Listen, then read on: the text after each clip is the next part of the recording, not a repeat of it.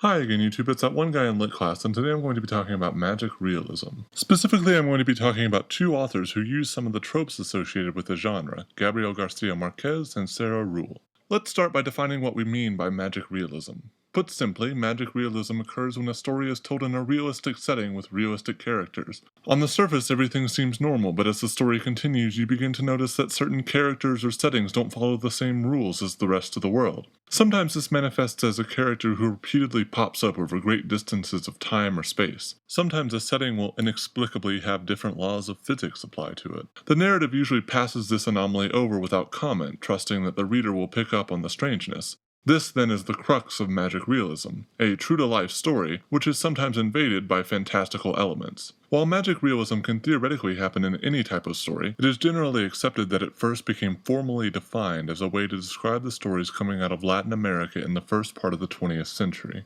One of the founders of the genre, and certainly one of the people responsible for giving it a worldwide audience, is the Colombian writer Gabriel Garcia Marquez. He is perhaps best known for his Nobel Prize-winning novel 100 Years of Solitude, which gained him a global audience upon its publication in 1967.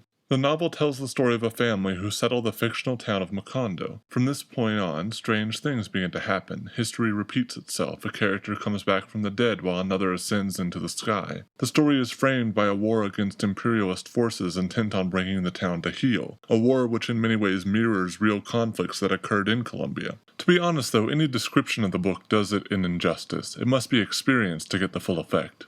I will simply conclude with the book's famous opening line. Many years later, as he faced the firing squad, Colonel Aureliano Buendia was to remember that distant afternoon when his father took him to discover ice. The other author we'll be discussing is the American playwright Sarah Ruhl. Her plays are notable for the way they blend the mundane and the magical. In her adaptation of the Greek myth Eurydice, for example, letters can be transported from the world of the living to the world of the dead, allowing Eurydice to contact her dead father. This sense of the magical is amplified by Ruhl's set designs, or in many cases lack thereof, which call for things to happen but often do not explicitly say how they are to happen. This allows her plays to be interpreted in various ways depending on how literally the director and prop designers wish to take them. In another of her plays, The Clean House, two women sit on a balcony eating apples.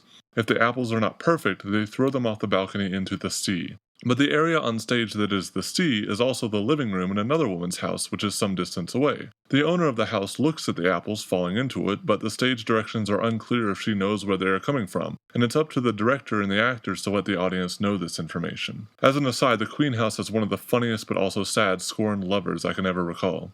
Ruhl uses magic realism as a way to move her plots forward, but also as a commentary on the kinds of interactions her characters are having with one another. Often characters will inadvertently inconvenience other characters as the universe within the play makes a comment about the relations between them. Going back to the apples, the two women throwing the apples know the third. One is her cleaning lady who refuses to clean, and the other is her husband's lover. Ruhl is a master of creating situations that teeter on the razor's edge between inviting an audience to sympathize with a character and inviting the audience to laugh at them. And one of the ways she accomplishes this is by bending the rules of reality to make a point. If you take nothing else away from this video, please take the understanding that what makes magic realism work is not the magic, it's the realism. Any writer can invent a magical MacGuffin to solve their character's problems. The trick that both these authors, as well as many others, have mastered is using magic to complement human interaction rather than overshadow it. It's a delicate balance, but when it works, it's pretty amazing. Thanks for watching. Cheers.